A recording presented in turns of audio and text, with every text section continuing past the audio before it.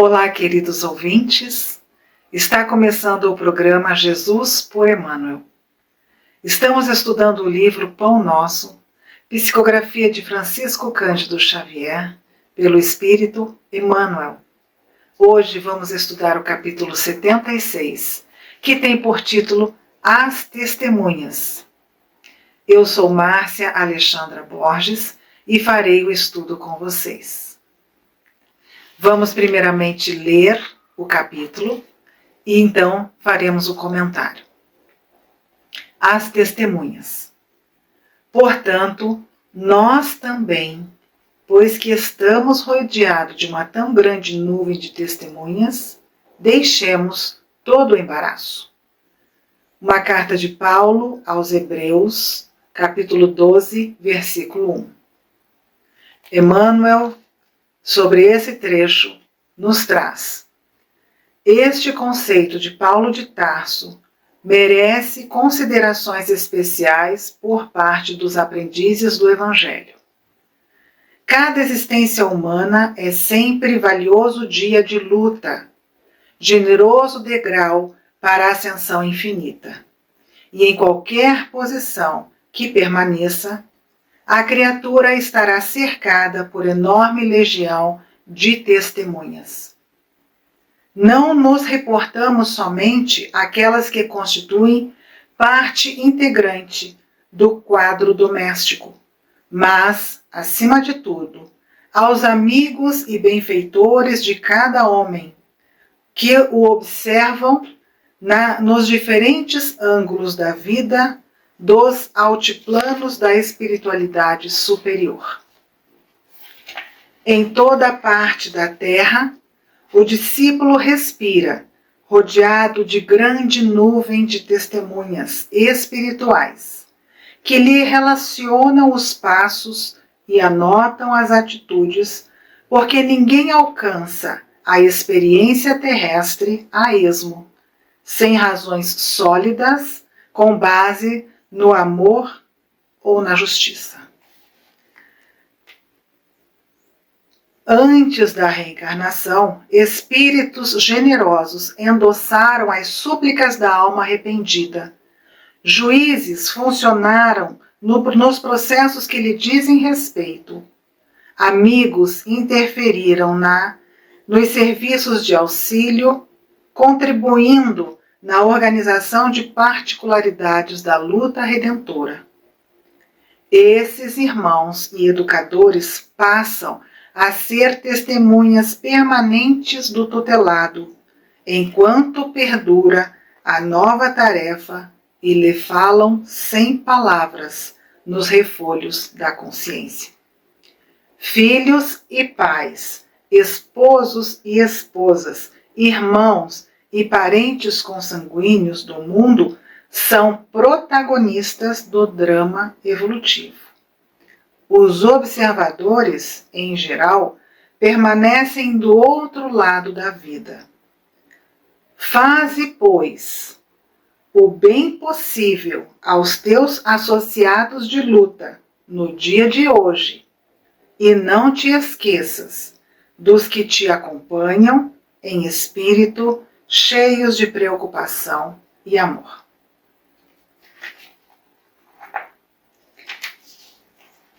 Uma passagem muito bonita em que Paulo leva o entendimento aos seus discípulos, aos hebreus então daquela época, a necessidade da vigilância, a necessidade de cuidar para se desfazer dos embaraços. O que são os embaraços? Os embaraços são as pequenas armadilhas da vida que podem nos levar a mentir, que podem nos levar a nos mascarar diante de uma situação que possa nos causar constrangimento, que pode nos levar a ter algum gesto de violência quando nós possamos nos sentir agredidos e ofendidos. No capítulo 12 dessa carta de Paulo aos Hebreus, ele fala que Jesus deu o seu testemunho. Jesus foi ofendido, foi ultrajado, foi morto e não ergueu uma só palavra contra aqueles que estavam lhe martirizando. E então ele exorta para que nós, os discípulos de Jesus, possamos cuidar com o nosso comportamento, com o nosso agir, com o nosso pensar, com o nosso sentir, para que nós não nos percamos em equívocos que poderiam causar embaraços, dificuldades. Então, essa exortação de Paulo, ela é para todos os aprendizes do Evangelho. E eu creio que todos nós somos aprendizes do Evangelho de Jesus. Apesar de 2000 anos terem se passado, nós ainda estamos necessitados desse aprendizado para que nós possamos colocar na nossa vivência. Viver através dos ensinamentos de Jesus.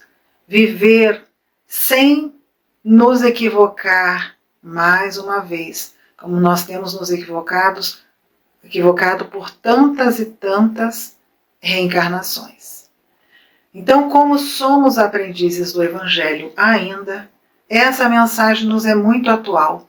Essa mensagem traz o pedido para que todos nós, independente de onde estivermos, independente de como estivermos, tenhamos o cuidado para não fazer nada errado. Então, não cair em embaraços. Fazer o bem a qualquer um que esteja ao nosso alcance, ao nosso lado.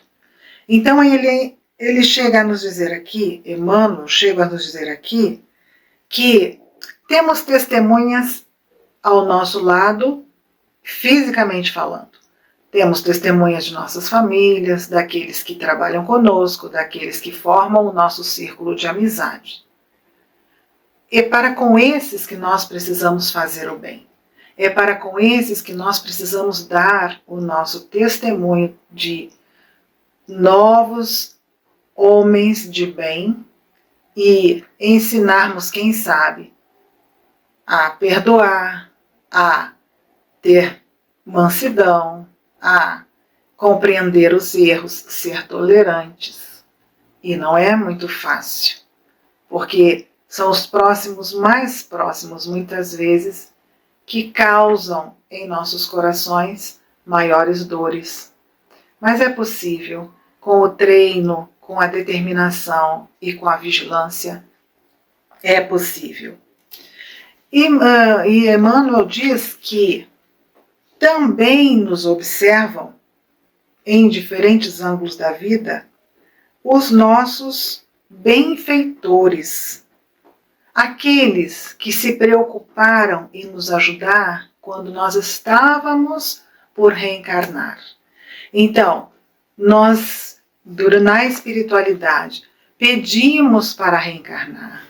Na espiritualidade, nós nos preocupamos em traçar um planejamento que nos desse condições de não mais errar, de sermos firmes, de sermos fortes nessa possibilidade de manter o posicionamento no bem.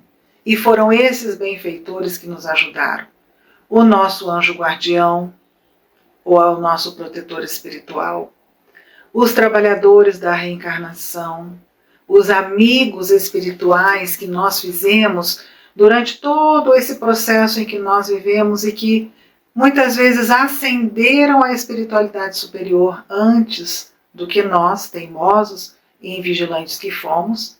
Então agora eles nessa posição de benfeitores espirituais da espiritualidade superior também são nossos testemunhos. Esses testemunhos espirituais que muitas vezes nós não vemos, mas nós podemos senti-los. São ideias, pensamentos, são pequenas sugestões de coisas boas.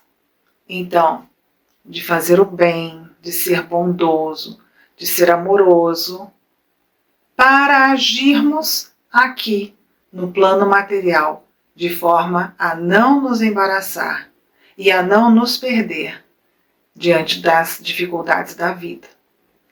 É claro que, em falando de espiritualidade, também são testemunhas. Como diz aqui, nuvem de testemunhas, aqueles a quem nós ultrajamos, aqueles que são considerados nossos inimigos, aqueles a quem devemos alguma coisa porque lhes fizemos mal no passado. Esses estão à nossa volta, querendo criar mais embaraços para que nós caiamos na tentação e erremos.